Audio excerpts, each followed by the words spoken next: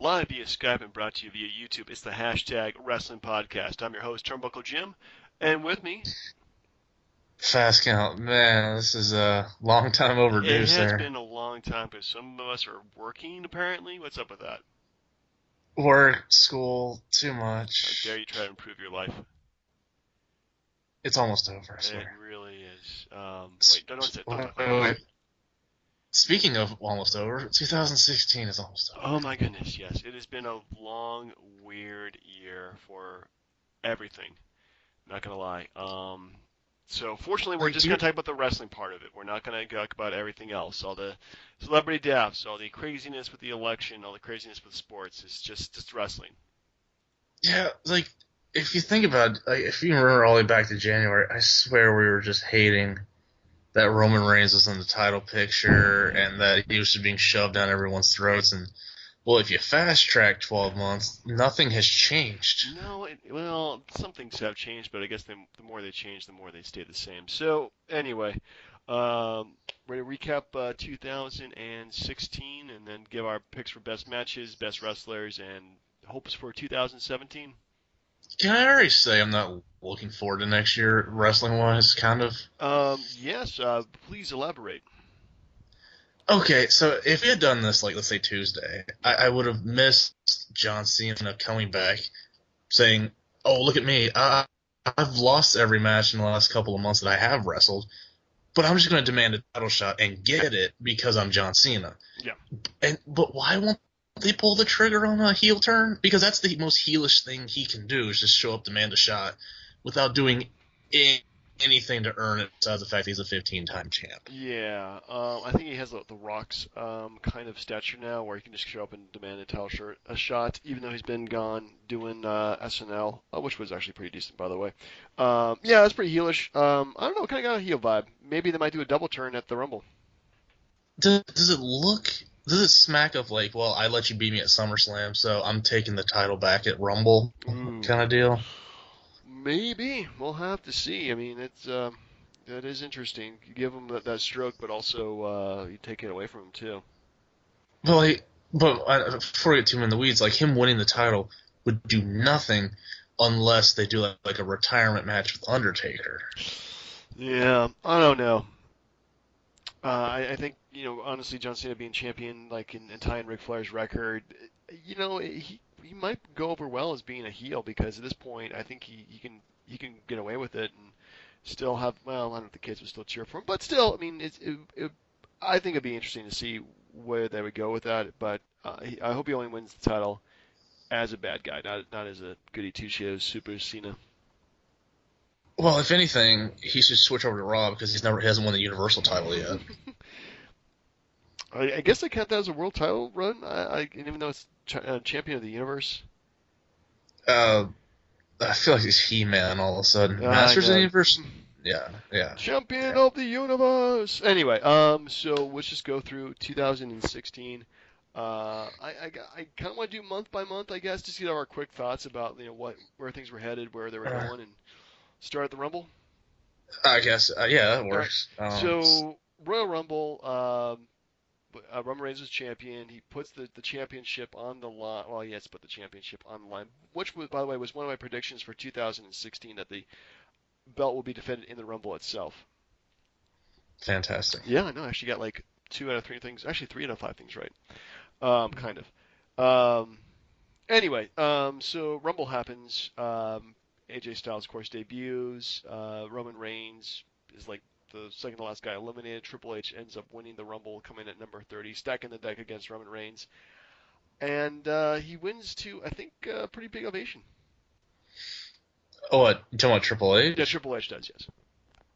Uh, I mean, you know how bad it is to have one of those anyone but Roman, but yet it's Triple H, and you're like, you kind of like, well, it's not Roman, but this option isn't any better. No, no. Well, no, it's not. No, it's not. It really needed to go to a younger guy. I'm glad that Triple H didn't have the belt for that long.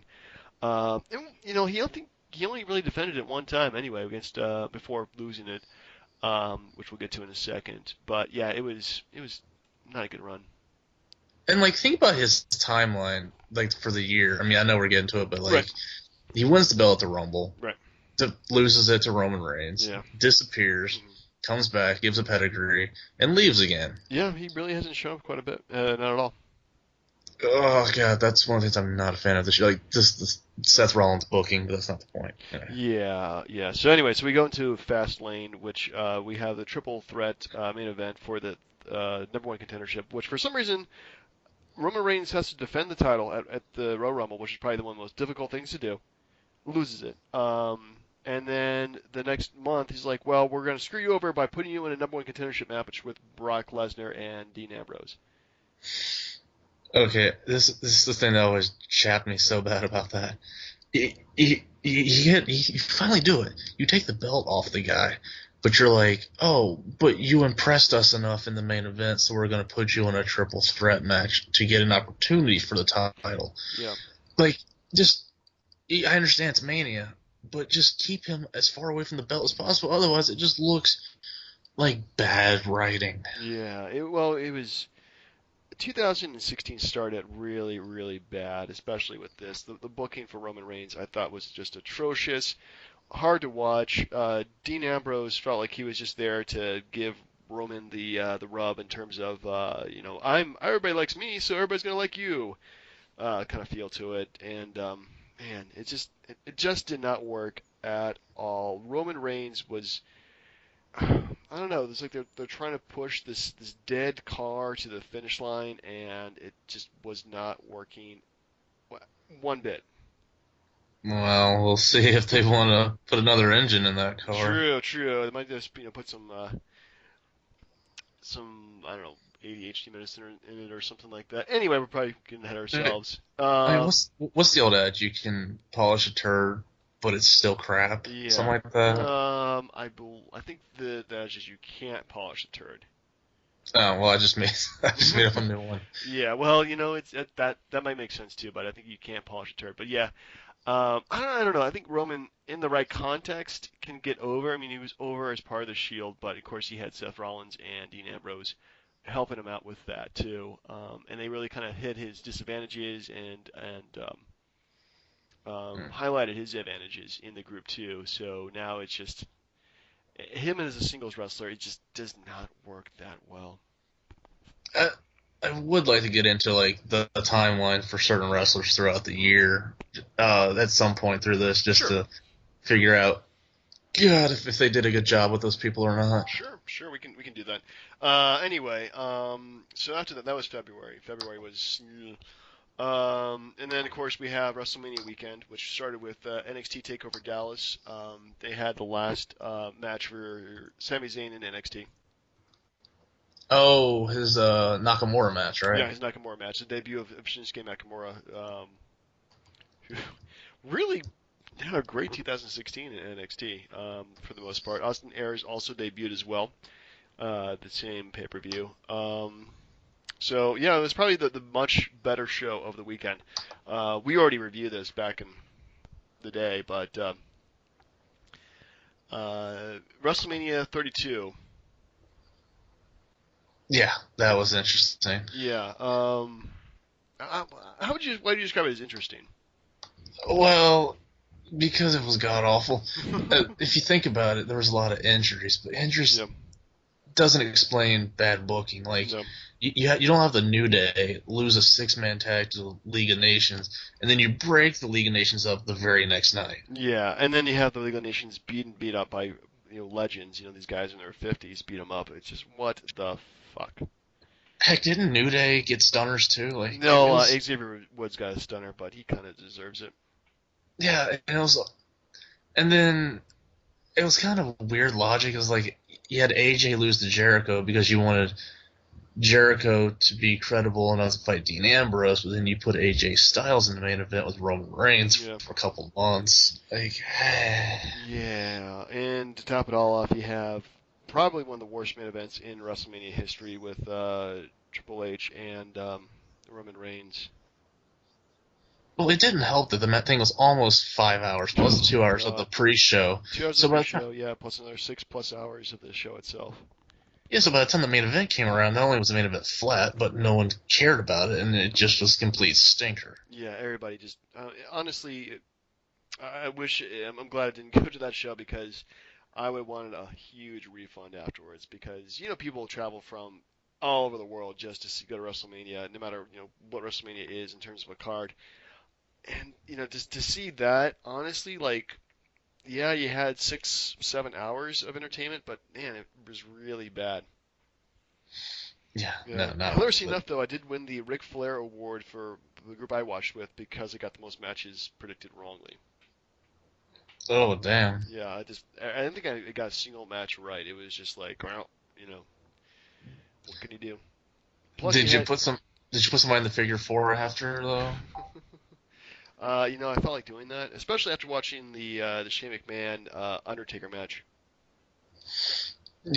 Yeah, that the less said about WrestleMania, the Yeah, better. yeah, we should just move on. WrestleMania to me, honestly, I think was the lowest point for the WWE creatively in 2016. It was just honestly they had the Roman Reigns thing set. They were like, we're gonna still do it. We're gonna go forward with it and see what happens. And ugh, just bad, just bad.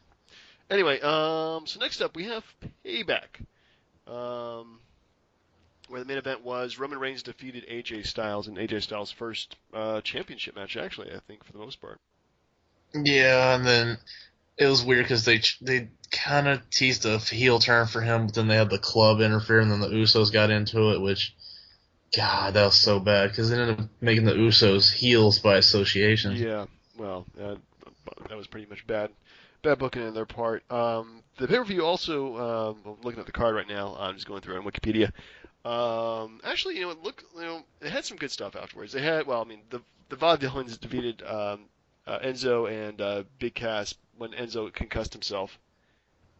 Did he really, or was it the throw from the Simon Gotch or I whatever don't his know. name Anyway, he got a was? concussion, and then fortunately he was fine after. Well, I mean, for the most part, so all intents and purposes, he was fine.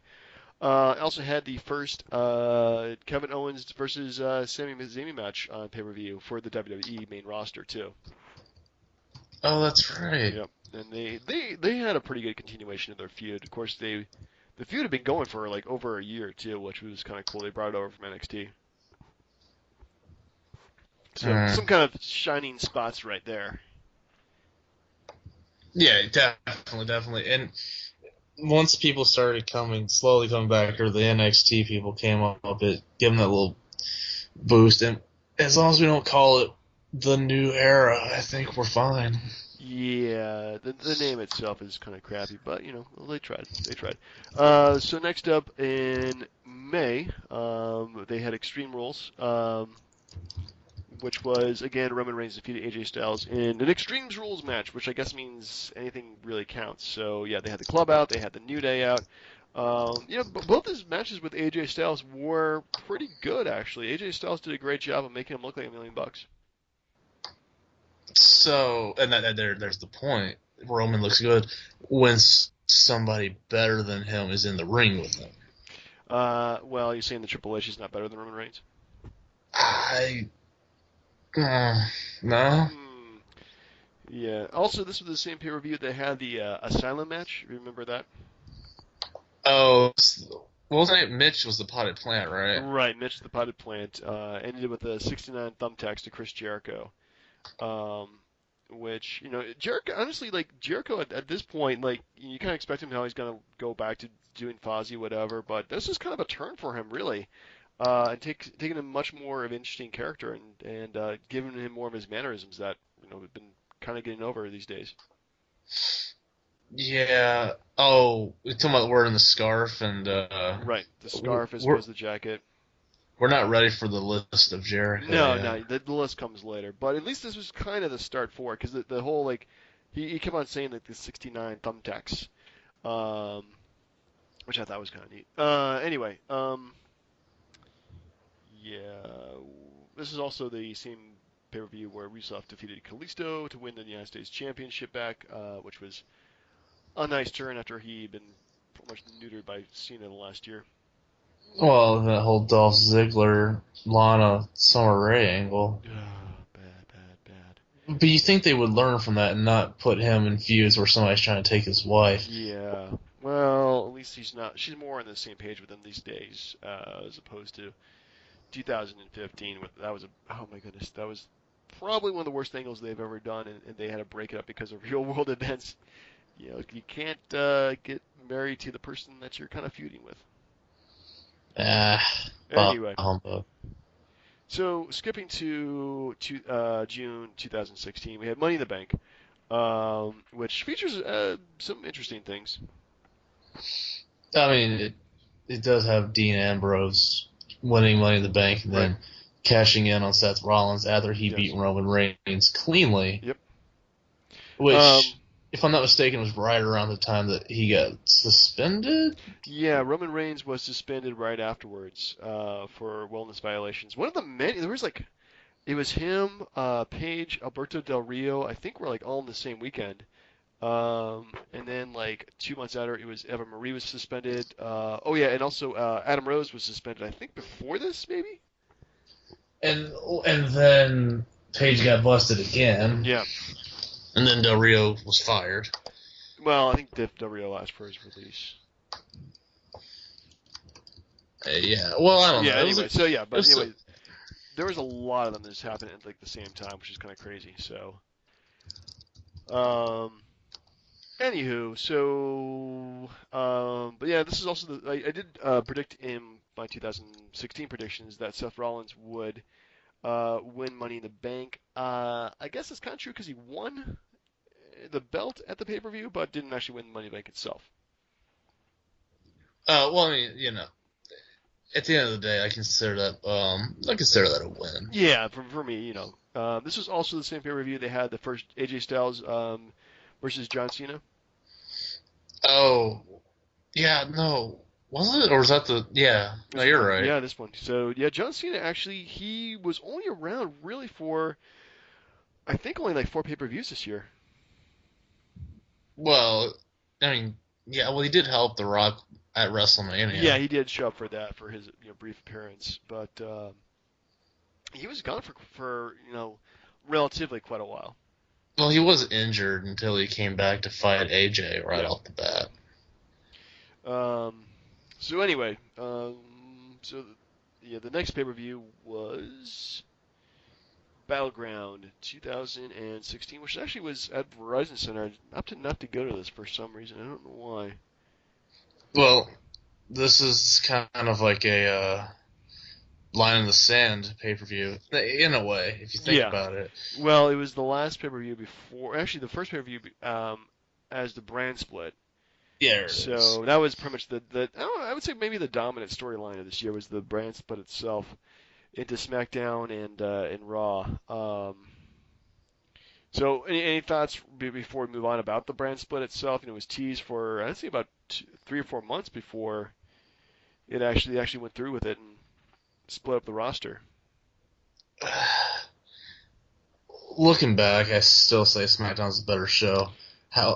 Mainly just because not every match of theirs ends with, like freaking like half-cock Shield reunions or Kevin Owens or having Jericho interfere or Yeah. Charlotte and Sasha throwing the belt back and forth to each other 15 times. It seems like, but personal opinion, Raw would be so much better if it was 2 hours too. Yeah, it would be much, much easier to watch. Like, honestly, that third hour just stretches things out because first hour they have, somebody comes out, they talk, or maybe they'll do a match. Sometimes they do matches, not often, but then, they have the first hour and then it's just okay. Then they have something like, beginning of each hour, they have some kind of, something more interesting, I guess, happen, and then the main event. And yeah, the main events have been really, for the most part, pretty weak. Yeah, and again, we'll see where things go Right. from there. But it's just if you give the brand extensions a letter grade, SmackDown's well ahead. Yeah, well, I think the writing has just been much better overall. But we'll get to that in just a few moments as we go to each of the individual brands pay-per-views. Anyway, so this pay-per-view they did have the Shield triple threat main event, which is another one of my predictions for 2015. That was for Uh, 2016. So I got 3 out of 5 right, I guess. well, for the fact that all three Shield members were champion during this calendar year. Yeah, I mean that kind of counts, I guess. My other predictions, which I don't know why I made these predictions, but Stephen Amell will wrestle again. I should have thought Stephen Amell would fight Cody Rhodes again, because that technically would be true, because they did fight on the TV show. Yes. Yeah, Well, Cody Rhodes also lost his jobs or quit, whatever. he decided to be more relevant outside of WWE and have more control. And apparently he's having the time of his life in the independent scene, so good for him. I also predicted that Sting would return and win a match. That never happened. No, and he's doing promos for the Dallas Cowboys. What's up with that? I don't know what's up with the Stinger. Personally, I'm not mad. I'm just upset. Well, and then he came back on that JBL thing on the network. If you ever saw that, Legends with the JBL. yeah, where he's like he hasn't got the neck surgery yet because he knows if he does, his career is absolutely finished. Yeah. So he's still trying to find a way back. That's kind of sad. I mean, the guy's like 60 years old and still trying to find a way to wrestle. No, I think he just wants that one last. He deserves a win. He does. Like, have him versus Ric Flair or something like that. Oh God. Yeah. Anyway. So that was July, which brings us to NXT Brooklyn happened. That was fun.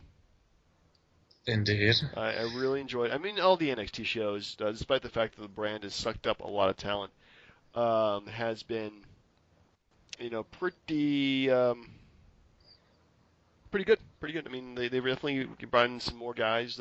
DYI has definitely stepped up their game. Shinsuke Nakamura and Samoa Joe have always been putting on some great shows.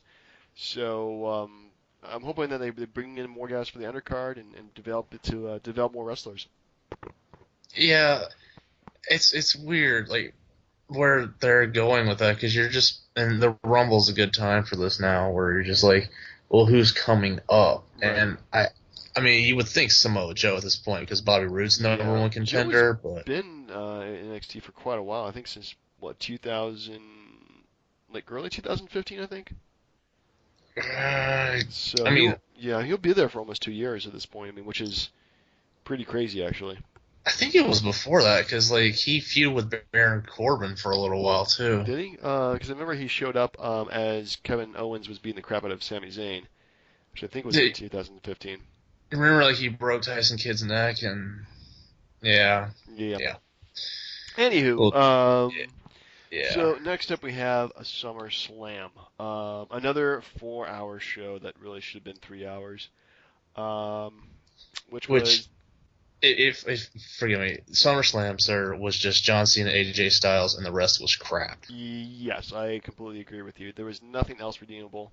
Not really happy at all with the way this progressed. Well, I mean, actually, you know what? I think Finn Balor versus Seth Rollins is pretty good, except for the fact that Finn Balor also has been very injured in the match, and then wins the belt. You would have been. I kind of wonder how things would have been if he had won, or kept the Universal Championship, not been injured. Like what their plans were in terms of storylines. You know what kills me? It took a second because we were talking about the Universal title match, and I'm like, what the hell is the WWE title match? And Dolph Ziggler, versus Dean Ambrose. Yeah, that was absolutely forgettable. Yeah, it was really. And then the main event was Brock Lesnar versus Randy Orton, which was hyped up to be this big confrontation. They never wrestled before, and then Brock Lesnar just went Brock on him and just destroyed him, which was, yeah. And the whole thing around that match, like you don't know if it was like legit Brock just beating the hell out of him or what they were doing, but why would anyone agree to? Why would Randy be like, yeah, let cave in my head? Yeah, that was, and apparently that injured him for like 2 months and gave him a concussion. So, just an overall bad feeling of the show. Not a big fan of SummerSlam 2016. It knocked him so loopy. He joined the Wyatts. Like, come on. Yeah. Anyway, so we come to the month of September, so we're getting more pay-per-views here. And so we have the first SmackDown pay-per-view, Backlash, which I actually went to. Oh, yeah, that's right. I ended up not going with. Yeah, I was like, all right, get the next day off. We'll get tickets for So that, and you're just like, my I'm not fault, doing it. my fault, dude. But hey, we made it up with NXT. Good show. You did make it up with that. So yeah, Backlash. I'm a little prejudiced because I went to the event myself. I was part of the crowd. And I wasn't really expecting that much because SmackDown had a very limited roster. The matches themselves were seemed okay, but nothing spectacular. There really wasn't any kind of gimmick matches. But damn, this was actually like a really good pay-per-view to go to. You can always say that you were there when WWE actually did something with a guy who got over somewhere else. Yeah. Which is, I mean, the booking of this entire show was just kind of like it had a lot of feel good kind of endings to them for the most part. Because we had Becky Lynch winning the SmackDown Women's Championship. Yeah, I Yeah, mean, that was well that deserved. was really well deserved. I mean, she really did deserve a belt of her own and making it, the SmackDown be her thing. And then we had Rhino and Steve Slater winning the tag team championships. He needed that job for his kids. Honestly, that was pretty much one of the best stories they did this past year was that story of him being the free agent and goofy, and then he finally got to the point where he was serious and the crowd was behind him because poor guy needed the job and he had kids, and him and Rhino were a really good kind of odd couple together too. Those vignettes or whatever, like where it's like him, Rhino, and Renee Young at like his double wide, and Mm-hmm. Rhino's just sitting there like putting cheese on crackers and just eating them. Yeah, Fantastic. yeah, that was some real gold right there. Anyway, so you have that. You have the Miz versus Dolph Ziggler starting their great feud actually, which is kind of surprising. And that match itself was pretty much like one of the best matches. And then of course AJ Styles beating Dean Ambrose for the WWE Championship. What can you say about that? It was just like, yeah, AJ Styles honestly had. Well, we'll get to that pretty soon, but honestly, this was just a feather in his cap of just great pay-per-view matches. Yeah, I mean, I don't know if they're doing the Slammies this year, but the dude should win Superstar of the Year. Yeah, he should win everything. Superstar of the Year, Newcomer of the Year, Tag Team of the Year. He didn't win anything as a tag team, but still, just put him in that. Anywho, next up, after that was the first Raw pay-per-view of the year, Clash of Champions. Which, to be honest with you, I think I watched maybe half of this and didn't continue. I think because the network screwed up. Plus, it came out like the day I just got back from like a trip too, so it was just like, not doing this. No, you didn't miss much. It's like a whole string of Seth Rollins getting screwed in title matches, but he keeps getting title matches, all because of Triple H. Which this thing, yeah. Yeah, I mean, just look at it. I mean, it just seems like staple. Like this is what Raw's been for the past year.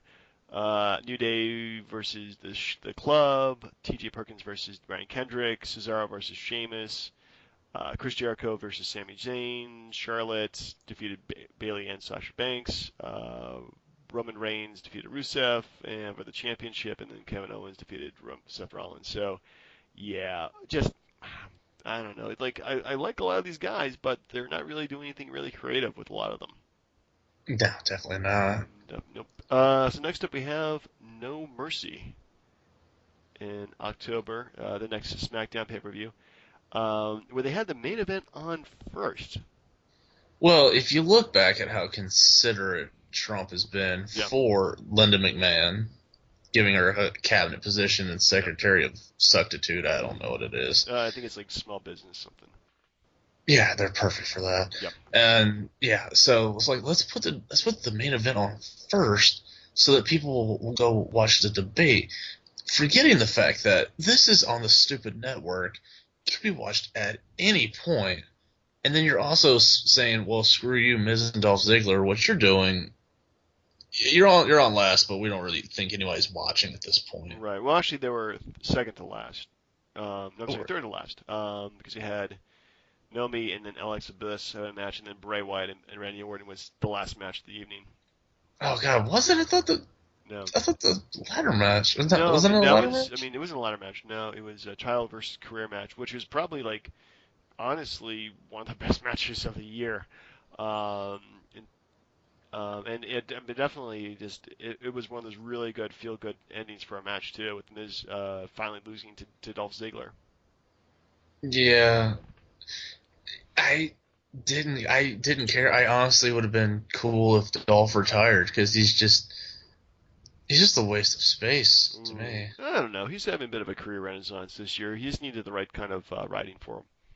Like, if you're gonna go '80s hairband guy, just do the whole deal. Like, he's Shawn Michaels, except for he loses a lot. Ooh, that's pretty much him in a nutshell. Yeah, you pretty much got that right. Anyway, we got former paper. Oh my goodness, these things are so just driving me down. This is one of the things I got pointed out in 2017. What WWE needs to do. Anywho, so next up was Hell in the Cell, where they had three Hell in the Cell matches. Good God, they didn't need to do that. And they had the women's match was the main event. Yeah, I don't think that was really the main event. I think Sasha Banks Wedgie was the main event. That's just how like, the match is okay, but it wasn't great. No, it wasn't like they didn't really do anything unique and just really memorable. And they started out with the whole power bomb, and then she gets rushed to the back, and yeah, it was just wasn't that great. Yeah. Yeah, and they didn't really need to have Roman Reigns versus Rusev and still anyway. So I'll talk about what I'd like to have in the next in 2017 because honestly, this pay per view kind of highlights everything that's wrong in the WWE in terms of the booking for that. Anyway, next up, well, it's on the network, but they had NXT Toronto the same weekend as Survivor Series. Um, no complaints there. No, I mean it could have been better, but they're setting things up. I think Yeah, for like a Asuka I think so. Yeah, somebody match. yeah. But Anyway, how so how awesome was that Bobby Roode entrance though? I that mean, was I have one word for it: glorious. amazing. Yeah, Oh well, yeah, I damn. did too. Anywho, so after that was actually the next night, yeah. Uh, Survivor Series 2017, they had Goldberg versus Brock Lesnar main event. This with Goldberg squashing Brock Lesnar. Holy crap, that was stupid. Was it though? Like it's not an indictment on either of those guys. It's an indictment on where the company is and the fact that they didn't build up anyone to the point that they could theoretically be a serious contender to Brock. True, true. So Yeah, you I have to mean they bring in had bring an but old. you're bringing it, yeah, yeah, like an injured 50-year-old Goldberg. Like, come on. He honestly looks about the same he did about 20 years ago. He's pretty good shape.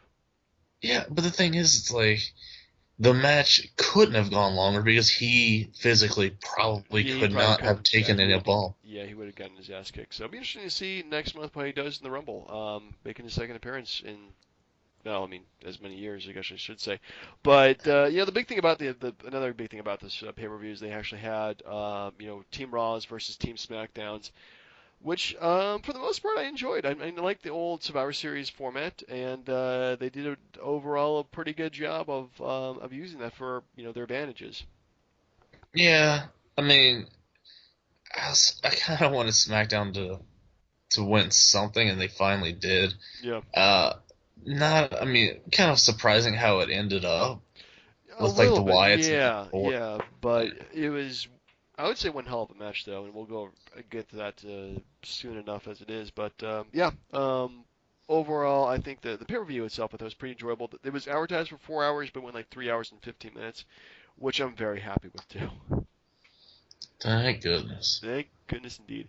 Anyway, so we have two more pay-per-views. Good grief. So we have TLC, Tables, Ladders, and Chairs, aka everybody gets to see AJ Styles' butt. Oh yeah, but they made a nice point of highlighting that on the SmackDown afterwards. Yeah. You had to do something about it. I mean, True, for you had Christ's to sake. address you really kind of had to address it. You couldn't just push it aside. Um, yeah. So that was him, defeating Dean Ambrose with freaking James Ellsworth interfering was a pretty good match. I mean, all his matches are 4 stars at least, so no complaints there. Um, Hey, any man with two hands. any man with two hands can push over a ladder. But otherwise, yeah, it wasn't very. No, actually, the chairs match I thought was better than it could have been, or better than it should have been.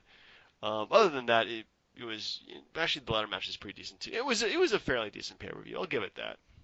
Mm-hmm. Um, anyway, so the Raw Roadblock end of the line, whatever. Was only about less than 2 weeks ago. Yeah, and it was just the same old, same old. Um, Nothing really to write home about at all in this, except maybe the Uh, 30-minute Iron Man match for the women's title. Okay, that was decent, but everything else. no, that was crap, sir. Do you think the Iron Man match was crap? Yeah, like, okay, let me get this straight. So you're gonna have her tap out with 2 seconds left? Mhm. 2 seconds. If you're in a figure four hold for 30 seconds, you can't last 2 more seconds. That is like a crap finish. The fans just completely turned on the match then. Yeah, It the was the it was ending was. I flipping mean, ridiculous. yeah, again, I said it was decent. I would say it was perfect. Up until that point, I thought it was pretty decent, and then yeah, the ending was pretty asinine. In terms of she lost like twice in like 5 minutes. So Yeah, and it says nothing. They keep saying, well, these two women have transcended women's wrestling in the industry and the new era and all that crap. mhm. Give me a break. Like, the fact that the MO was set. Sasha wins on Raws. No, Sasha wins on Raw. Charlotte gets the belt back on pay-per-views Yeah, to maintain some perfect streak or whatever garbage. uh, So, yeah, I don't know. like, the belt going back all those four didn't make for good, compelling stories because everyone knew what was going to happen. Yeah, they definitely changed the title. The title changed hands way too many times for my liking. Kind of felt like freaking Attitude Era garbage when they did that. Because it changed hands like what 6 times in as many months. Something like that. I It mean, was pretty ridiculous. Like Charlotte would always win the pay-per-views, and then Sasha would win the day afterwards. yeah. Yeah. So yeah, it was that's kind of garbage. Fortunately, it looks like they're going away from that, so that's done and over with. That was 2016. You want to go over our top five wrestlers for the year? Sure. Sounds like a plan, Yep. sir. What you got? You want me to go first? All right, so I'll do my Please. top five. Let's see here. Okay, and of course included any NXT matches and wrestlers in my rankings as well. Top five wrestlers 2016. I'm going to do number five, Shinsuke Nakamura. It's a bit low on the totem pole, don't you think? Yeah, well, because he's not on the main roster yet, he's won the NXT title twice, which is no small accomplishment. He's had one heck of a year, but I think that the other people on my list too would probably have bigger years than him. But I mean, number five is nothing to shrug at. This belt swapping business is killer because, like with the women's title, there would never been a two-time NXT champion Right. before Joe and Nakamura traded the belt back and Yeah, forth. because the belt person, people, well, person, yeah, because they usually would have the belt for several months and then finally lose it. But now the whole trading back and forth has been, yeah, that's a little weird. All All right. right, so you're number five. Oh, mm, that's a tough one, sir. Enzo and Cass. Enzo and Cass, interesting. They've lost a lot. Yeah, but they've won some, and like Yeah, they're just there's like that team that no matter what you do, they're always over. yeah. They're one of the few teams that are completely over too. Pretty much just because of the mic work for the most part. There actually are interesting characters. Holy crap. And the thing about them is like this really good stuff is like when that they had that fatal four way for the Universal title. I mean, no one thought Cass was going to win, but they Right. do put on a good show to where you thought when they make Enzo a full time mouthpiece, Cass is going to do a really great job as champ sometime. Yeah, I kind of feel that too. That eventually we might want to groom him to be the champion. So hopefully he doesn't get the Roman Reigns treatment, and Enzo would just stay around as his manager because Enzo's wrestling is all right, but it's not Well, I think mega. the difference is like the Roman was protected by the Shield, but Right. no one really liked him in the Shield. Hmm. To where like people like Enzo and Cass, Yeah, they like him. They're good guys. they're not soft. No, no, you can't teach that. Indeed. Yeah. Anyway, so my number four, I'm going with the Miz. Damn. Still lowballing, sir. Yeah, well, I mean, there's only so much you can do, but yeah, I mean, he's had a freaking career renaissance in terms of his work this year. He's always been decent, a B plus player, but this year he's feeling like he's an A player right now. Between his heelistic promos, his over the top character, his hot wife has been no uh, what's what I'm looking for here. Been had no small impact on his performances. So he's just been honestly great as your Intercontinental Champion, and hopefully maybe one day again the WWE World Champion. The fact that you're saying you want the Miz to be champ shows volume about how his work has come He along. has well once he did that promo on Talking Smack on Daniel Bryan and talking about how he it was almost like a work shoot promo where he's talking about I work safe, and that way I don't get hurt like you did. So once you go back to the bingo, I mean that was just honestly just I mean that was a Ric Flair level of intensity right there, which is something you don't see that much these days. Hopefully they put him back in the main event scene, but like his promo work's been fantastic. And let's not forget what he even did like a week ago when he like threw Renee Young under the rug about like her obsession with Dean Ambrose. Yeah. That was like the crowd just went ooh. Anyway, so you're number four, sir. Oh God. Damn. It's such a tough choice. Yeah. But I will go Kevin Owens. Ooh. Okay. Yeah. I mean, granted, I don't think he would have this opportunity at least right away as being the Universal Champion. But he's had it. He's ran with it. He's done a really good job. And the whole Jericho thing, it's kind of wearing itself out, but it's still been really, really good. It has been a fun ride so far for those two because they're really one of the best things to watch in Raw. Yeah, no complaints there. I mean, I think the only reason we won the belt is because after Finn Balor was injured, they're like, well, we got to give it to somebody newish. We can't have a retread for the champion, so we might as well give it to Kevin Owens. Um, yeah, and he's honestly Kevin Owens. Did you see the video online somebody posted for a house show where Kevin Owens was heckling a fan? He had Roman Reigns in a headlock, and Roman Reigns is just cracking up the entire time. I didn't see the video for it, but I Yeah. can imagine that's going on. Yeah, I mean that guy. He's probably one of the funniest and wittiest guys ever. Yeah, I mean, this his the I have a tough time because when you look at his title reign, and I don't know where this goes for me, but like, does he look weak as a champ when he's not main eventing, or is it because they're trying to push this women's revolution and first tee up women's Hell in a Cell as Yeah, to why they didn't main event? I think because they try to push the women's revolution over that, and the thing that makes him look one weak is he really doesn't lose cleanly to anybody, or not win cleanly, I should say, over anybody. So he does look kind of weak as champion, which is kind of sad because when he first came into NXT, even in the main roster, he was really a beast. He was beating the crap out of people. So yeah, they've kind of gotten away from that, but then again, it's the main event roster, so they have their own way of doing things too. But see, that's not really fair to him because like heels are not supposed to win clean. Triple H ruined everything. He really did. Anyway, so my number three for the year. Okay, it's kind of a dual one because I really can't pick one over the other one, and they both kind of deserve a spot in this. I'm copping out here. What can I say? It's a five-ish list. Charlotte and Sasha Banks. Ah, meh. Honestly, Asuka is the female wrestler of the year to me. Ooh. Well, that also could be argued as well. So what's your number three then? Well, I mean, but what reason did you have for Sasha and Charlotte? Well, because honestly, they have probably one of the best feuds of 2016. The work overall has been pretty solid. They've carried which has been a kind of a small women's division on Raw.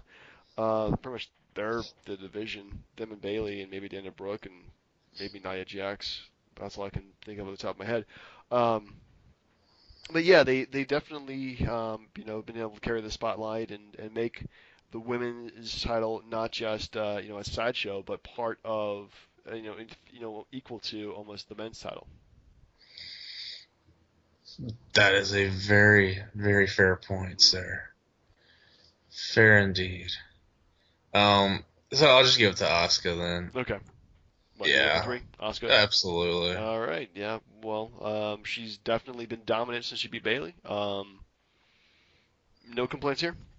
Mm. All right. No, look, there's some really good matches they had between the two, and then I mean the Mickey James one was you knew she wasn't going to beat Asuka, No, but but they did do a pretty good match though. Considering that Mickey James is like my age too, it's kind of well, I mean, geez, that's just you're a slacker, sir. What's I going on? know why am I not? Actually, Shinsuke Nakamura is thinking about this like a little bit older than me. So why am I not kicking his ass? Exactly. And I'm gonna go to Japan and be like, anyway, I'll find him. Just find a guy that'll play your theme music with violin. You'll be fine. I need to come up with the theme music first of all. All right, so my number two, also okay, copping out here, but they're a duo. I can't get rid of. I sense one over the other one. Chris Jericho and Kevin Owens. Mm, I don't know. See, Owens has done. I mean, Jericho's had great matches, but he's just gotten his ass kicked for most of the He year. has been, but man, he's also reinvented himself again. For 2016 between the scarves, the list, stupid idiot, it. Um, he's creating new catchphrases and still has been stupidly entertaining for most of, if not the entire year. And if you look at how other people's year has gone, he does have a WrestleMania win over AJ He Styles. does, which is interesting. I mean, he had the silent match, but less about that, the better. So what do you got for number two? Mm, I got the Miz. Oh, okay, I that's put him up higher because like his work rate is better now than it was when he was champion before. yeah, Mainly because he didn't have an annoying Michael Cole just kissing his ass every time on announcing. right. But his work is solid. Like his promos are outstanding. Bringing the wife in was a great touch because she's had a lot to do with it. Just She really has. fantastic. Mm-hmm. All right, so I think our number one, I'm pretty sure we had the same one. Oh, Bailey? No. No, Oh damn. well, no. They don't want none, right? You know what I'm saying? No, play I want none. Yeah, it's obviously AJ Styles. Yeah, it speaks again. It speaks volumes to like the like his work for the fact that he wasn't given the Sting treatment Right. like at all. He comes in, he makes Roman Reigns look like $1 million. He like him and Cena put on arguably the best match of the year. Yeah. And then you give him the title, which honestly, if it was anybody else, they would have that TNA stink on them. Thank goodness he went to Japan for a little while, I guess. Yeah. But the fact that he's wrestled so well that the face of TNA was given the WWE title, it's amazing. Yeah. And it speaks to his work. It really does. He honestly has been um, just having 5-star match after 5-star match with whoever is in the ring with him. He's done a fantastic job. I think his mic work earlier in his career had been like a big sticking point too that has suffered, but he's freaking great on the mic. So I don't think it's been if he was not as good on the mic as he is now, then they might probably didn't push him as much as they did. But he just got over so easily with the fans that yeah, honestly, he's just had a fantastic 2016. They gave him the ball. He's run with it. He's been fantastic as champion. And the fact that he wins clean for the most part too is kind of interesting as well too. Well, how about the fact that he does such a good job in the ring that he can make James Ellsworth look good. Yeah, I mean, he sold that no chin music or whatever he calls it. yeah, Like he sells it like a champ, dude. Like he does. it's, I mean, and he's taken these losses by Ellsworth, and is still crazy over to where the fans cheer his name all the time, no matter where he is. Yeah, honestly, when he won the belt, even though he was the bad guy, the heel, seeing him win the belt was honestly a freaking awesome experience. And everybody was, I would say about 90% of the crowd was just rooting for him to win the entire time too, because I think pretty much whether or not you're considered to be a bad guy or a good guy, heel, face, or something like that, it's pretty much how well you can wrestle makes you over. Um, and that's pretty much why people will cheer him and still and gets him over because he's just such a good talent. Indeed, sir. Yeah. Anyway, top five matches. What you got? All right. Well, actually, you start this time. Damn, put me on the spot, Yeah. sir. Well, actually, I came up with a list last night. I don't know about you. I like to prep for these things. Oh, damn. Man, you're just backing me over right Yeah. there. Uh, you know what? Number five, sir. I will go. I think it was Asuka and Bailey. Ooh, good choice. I Good want. choice. Which version? I think it was the last one, the one before SummerSlam, Okay. Take over or Brooklyn. or was it? Was it Takeover Yeah, it was Take Brooklyn? over Brooklyn. Yeah, because she debuted, I think, the next day on the main roster. Because I forgot. Because wasn't she like Sasha's mystery partner? It was like that was Yeah, that was a Battleground. one night only thing, and then she came to the main roster. Okay, so I was trying to make sure I had my timeline Yeah, correct, but it's I don't know with NXT crosses over with the main roster. It's kind of nebulous because NXT is taped and main roster is not, obviously. yeah, and so the basic gist of that was like they had a really good match, but you saw they had like Sasha, Becky, and Charlotte at ringside, and Yeah, the whole four horsewomen thing, and then Asuka won, but then they all kayfabe or whatever you call it, and they just hugged it out with her, and like it was her they broke moment. kayfabe is what they're referring to. That is correct, thank you. They And it had was a just yes. what's it called, a thing where they do stuff. You talking about like the click thing at Madison Square Garden Yeah, they deal? did click in Madison Square Garden. Yeah, but like the match was fantastic, and it sent Bailey off to Raw, and it pretty much was like the high point of Asuka's title run so far. So far. All right. Well, my number five, I'm gonna go with a five versus five men's Survivor Series match.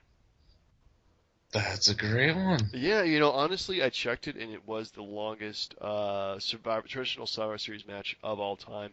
But it's such a long match, but it didn't feel like an hour long because there was just so much stuff happening and so many storylines being told in the same match, which just really weird. At the end, it didn't feel like these guys had wrestled a match. It felt like they had survived multiple car crashes. Um, Wait, forgive me. How long was the match? it was over an Did, hour long. It was let's see if I can get back to it, but it was oh goodness, it was at least an hour. I, I didn't mean to derail you. I didn't know if you had the numbers on you or not. Yeah. Actually, it wasn't an hour, but it was 50 minutes and 42 seconds. So close to an hour, over an hour with entrances and everything too. Because I felt like the Team Cena versus Team Authority one, the where Sting debut, Yeah. was felt longer. But Yeah. I digress. I think that was. Yeah, actually went back and checked to see what the longest Survivor Series match was because I think they started at like 9 o'clock or something like that. I'm like, my goodness, they have two matches left and they have 2 hours to go. How are they going to do this? Um, but no, I mean, it was great because again they're holding multiple matches. It was over the top. It was insane. They had stuff like the Braun Strowman destroyed James Ellsworth after Ellsworth interfered to keep him from entering the ring. Shane McMahon took a hell of a bump trying to do a coast to coast and then got speared by Roman Reigns. You had Chris Jericho and Kevin Owens had a thing where I think Kevin Owens tried to use the list as a weapon. And at the end, the two survivors for some reason were Randy Orton and Bray Wyatt for SmackDown. So it was, overall very good sports entertainment, I would say. Let's not forget the AJ let Ambrose lose, and then the Shield put AJ through a table. Yeah, that was the mini Shield reunion there was pretty cool. I will add that I think it's crap that Roman and Seth feuded for so long, and now suddenly they like each other again. Yeah, I don't know. It's wrestling, man. What do you expect? Ugh. All right, so number It's four. a hot plate of It garbage. is. Let's see. I will actually go with that Miz and Ziggler match, the career versus title match. Yeah, that was even with the return of the Spirit Squad. Well, they had been on a few times before that. Right. Uh, I think they had helped him with the previous pay-per-view when because Dolph didn't want their help or something. No, I think they're thinking of. I think they showed up between pay-per-views at that point. Well, either way, even though I'm not a Dolph fan at all, um, I thought the match was by far the best match I had Yeah. seen. Yeah, it was. Yeah, pretty much one of the. I actually wouldn't have like a favorite Dolph Ziggler match, but yeah, that was definitely one as well. Um, anyway, let me go with my number four: Shinsuke Nakamura versus Sami Zayn at Takeover Dallas. Mm. Oh yeah, that definitely, dude. Sami Zayn was so stupidly over right then. He was really stupidly over, and they really needed to develop. I mean, they could probably go back to the well there and build him up as a champion or something like that. But yeah, for the debuting Shinsuke Nakamura, because I've never seen him before. I never watched New Japan, which is probably terrible. But having Sami Zayn's last match, Nakamura comes out there and they just tear down the house the entire time, countering after counters, multiple false finishes. Is just an unbelievable match. Yeah, no, it definitely put him over. Like it was weird because I didn't really know what to expect seeing the guy, but like his entrance, like with the music, like the crowd went nuts Yeah, for. I guess most people knew who he was before he got here. I did not. yeah. Well, I think a lot of NXT fans are people who watch a lot of indie wrestling in New Japan and know like or these guys before they show up better than I do. Unfortunately, I barely watch anything besides WWE. So yeah, that was definitely a big entrance for him. Yeah, no, the whole pay per view in general was just top notch. Indeed. So you're number three. Mm. That would be your number Number five, five. sir. That was my number five. That was my number four. Number four, the Survivor Series match. Right, number five is Survivor Series. Number four is Shinsuke Yeah, Nakamura. Yeah. that's correct. Yes, I mean, the only thing that really irked me the most about the match was like the fact that AJ didn't come out last and it was Dean Ambrose. That's the only problem I had with the entire match. Yeah. That's how good that match was. And even the stupid mascot James Ellsworth contributed something. It was so damn good. And then it solidified the whole Orton being in the Wyatts because he took the spear for Roman. I mean, he took the spear for Yeah. Bray. He did. Amazing. But then, like, then they didn't build anything off of it. Like, okay, hypocrisy moment. Undertaker comes out on the SmackDown 900 before that, and he's like, "I'm back digging holes and taking souls, and if they didn't win, blah blah blah or whatever." Have you seen him since? Undertaker? No, I have not. And there's no build up to him having a match at Royal Rumble, even though he said WrestleMania is not what defines me. Yet will we see him before WrestleMania? No, we're not. We're definitely not. So that thing was just a bunch of crap. It really is. Anyway, so you're number three. That was my number three. Oh, your number three was number five. Oh, okay. You threw me off there. Mm-hmm. Thought you were getting drunk and going back to my number five. Negative, sir. All right. Well, my number three was actually your number four. Miz versus Dolph Ziggler, No Mercy, career versus title match. We've already said everything we can about that. Just go and watch the match now. It's just that good. Your number two. Ooh. Mm-hmm. God, I'm having such a brain fart here. I'm gonna actually go the Royal Rumble match. Oh, really? Indeed, like I've watched it so many times. It's not just because of the AJ Styles debut. I honestly was a huge fan of Triple H winning, just because again, anybody but Roman at this point. But there's so many things that were involved that, if you think about it, never really happened. Like the whole Brock versus Bray Wyatt thing with the Yeah, that was Wyatts, and teased, then but never happened. yeah, and then like Roman gets taken out and then stretchered out and he makes a comeback only to lose to Triple H. Yeah. And like just him having the belt from coming at number one all the way through, I thought added a lot more juice to the Rumble, which needed it because it's been the Roman Reigns suck show for like 2 years before that. Yeah. So I was happy. Like I thought they did a lot for that match. They did actually.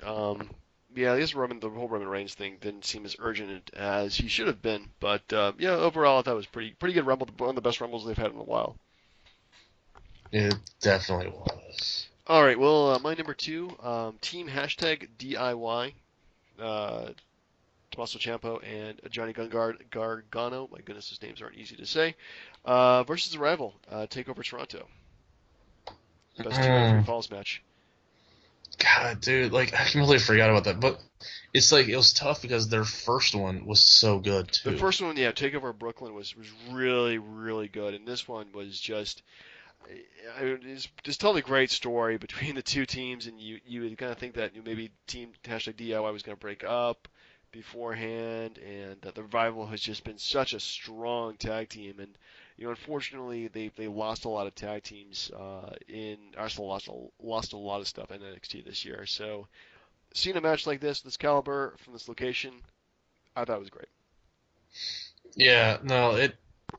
There are only a few matches that like it. It's weird. Like we're so jaded to a point after watching wrestling for as long as we have. Yeah, But there's only a certain couple of matches where you're emotionally invested in it, and the NXT Takeover Brooklyn match of those two was it, and then this one as well with the 2 out of 3 falls, yeah.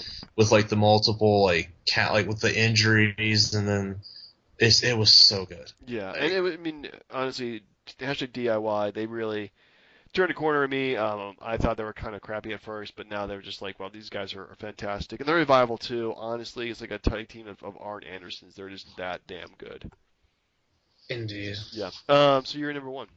This goes back to what I was just saying about a match where you had an emotionally invested interest. Mm. That is John Cena and AJ Styles. Ooh, well, Like, that's like also my number one as well, so that makes it easier for us. like hands down. Yeah. And I gave Cena like 5% credit for that match being good, which is like 4.9% more than I ever give the guy credit for.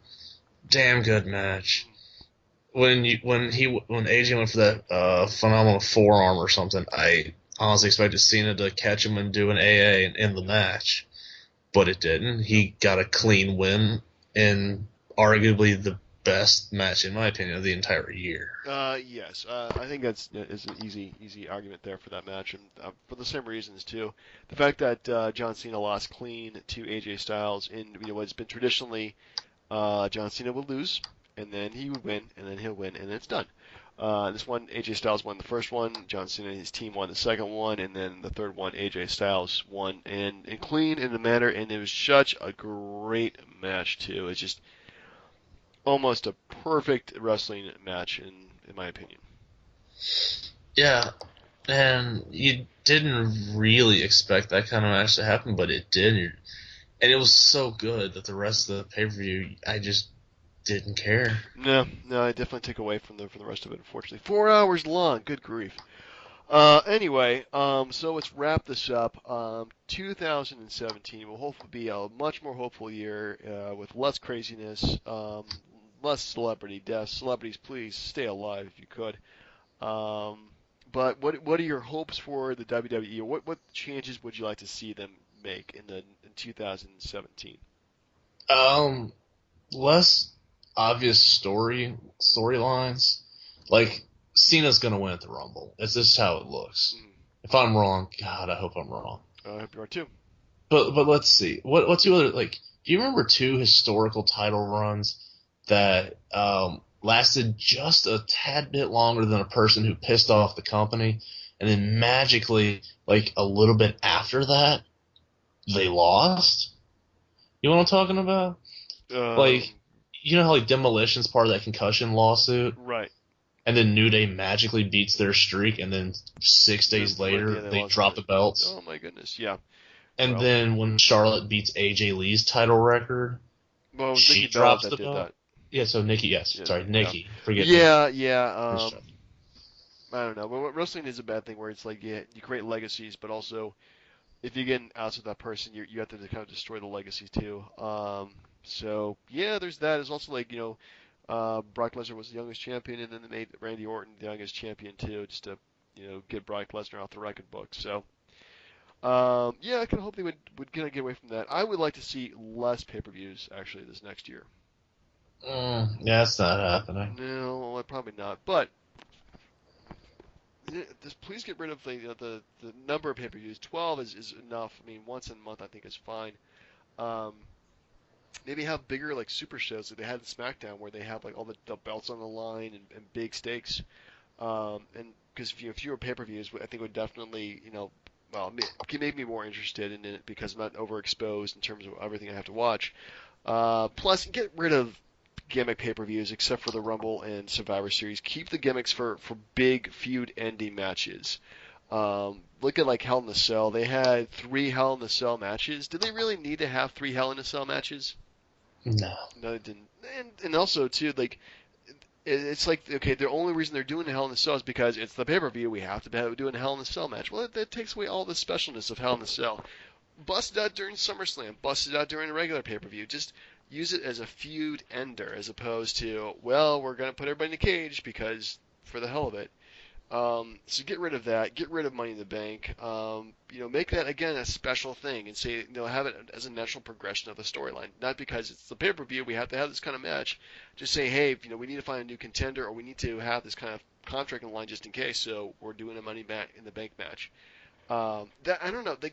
Remember the '90s and the Attitude Era when they only brought out the special gimmick matches when they needed to, as opposed to when they were required to, because that just kind of kills the specialness of it. Well, they didn't have. I don't think they had like pay-per-views that were specifically themed like that. Yeah, well, their pay-per-views were kind of just named based on the season of the year, what storyline was going on. But yeah, they didn't have. I don't think they had any gimmick pay-per-views at all for the most part. No. And I guess another thing, I hate Cena so bad, but I will tell you this. First, he shouldn't win at Rumble. I don't know if I said that before. Okay. Yeah, you mentioned that But multiple times. the only thing he's ever done right in his career was the U.S. title Open Challenge. Because I thought that was a great run. that was outstanding. Except for him injuring Sami Zayn, I think. But Sami Zayn was already hurt when he was doing that. that's also probably true. So the point I'm having is that ever since Rusev did a great job with the belt, and then Roman got it, and he's only defended it once, but that was in a crap match with Kevin Owens. Yeah. Like, take the belt off of Roman unless you're going to make him do John Cena like open challenges. Yeah. Or just keep Roman Reigns off TV. Yeah, they could do that too. Like, the worst part is like having 3 people in the Shield like that is that you're gonna have at least 2 on one show. So there's always gonna be some kind of mini Shield reunion, even if you flipped him over to SmackDown, it'd be him and Dean Ambrose again. And we've seen that enough. Like, just too much Shield. Just have him also, or get rid of it. And last thing I have is I really want Triple H to stop wrestling this year. Well, I think your wish may be your command. Yeah, that's good. Yeah, right now, I mean, I wish at this point let them go ahead and let SmackDown and Raw organically grow into their own things. Replenish the rosters because the rosters do feel a bit limited at this point. Maybe add a few more guys, but also at the same time replenish NXT because they got rated hard because of the brand split and they lost a lot of guys too, and gals as well. Well, they've done a pretty good job of it, but okay, really quick before we wrap this up. Yeah. If you let's say how many people do you think are going to come up from NXT between now and WrestleMania or the day after WrestleMania? 2. All right, so Samoa Joe and who else you got? Shinsuke Nakamura. No, too soon. You're talking about depleted roster. You just can't leave Bobby Roode to fight Ty Dillinger all day. Maybe Samoa Joe and Ty Dillinger. Maybe Nakamura will hang out there for a little bit longer. And that's where it goes right there. Samoa Joe, Ty Dillinger, and the Revival. Ooh, the Revival. Yeah. Actually, the Revival do need to move up to the main roster too. Man, have them versus American Alpha for the SmackDown belts would be Mm. awesome. Well, I'll see. What they should have done is have them go to Raw and New Day streak. Ooh, yeah. I don't know. But Well, we'll have to really, see.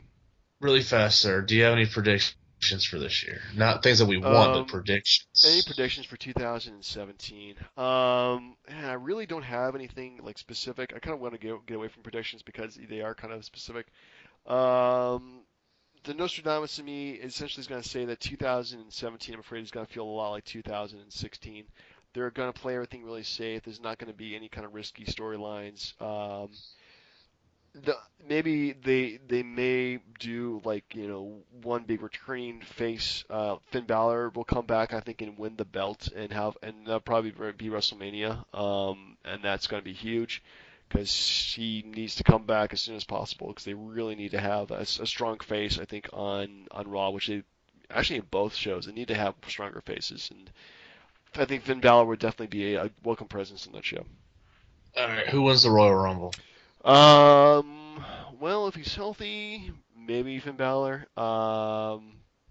Can't really think of anybody. I think it's definitely going to be a face to win it this year. Um, but nobody really springs to mind. It could be a complete upset. Somebody who we haven't seen before. Maybe like um, Samoa Joe debuts as a face and then wins the Royal Rumble. I don't know. It's a that's a big question, and I can't predict it at this point. How about you? If it's not Finn Balor, I'm going the upset special. Baron Corbin. Baron Corbin to win the Royal Rumble. Holy crap, that would be big. Um, Like, he saw the main event. He did a damn good job with AJ and Ziggler, yeah. Well, I and think I think his work has improved a lot since he won that Andre the Giant Battle Royal. that's true. He didn't really impress me much in NXT, but he had this stupid move where he looks like he gives himself the rock bottom. So I don't know. We'll I have to know see. his end of days move or something. Yeah, it looks like he'd give himself the rock bottom. Oh god, no, it's just dumb. Yeah. Anyway, shall we end on that note? Uh, sure, and no John Cena winning at the Royal Rumble. All right, we'll keep that in mind. No John Cena's and Baron Corbin shall win. All right, folks. Well, it's been a pleasure. Hopefully, you've enjoyed this entire show. Please like, share, subscribe. Please comment or dislike us. I don't know. Any reaction will be better than nothing. So, Yeah, anyway, tell us we suck. yes, Just tell us please we tell us suck. we Just suck, especially Brian, because we know he's just a terrible human being. absolutely. Anyway, for the hashtag Wrestling Podcast, I've been Turnbuckle Jim. Fast count. Have a happy new year. Yeah, how we going? Yeah.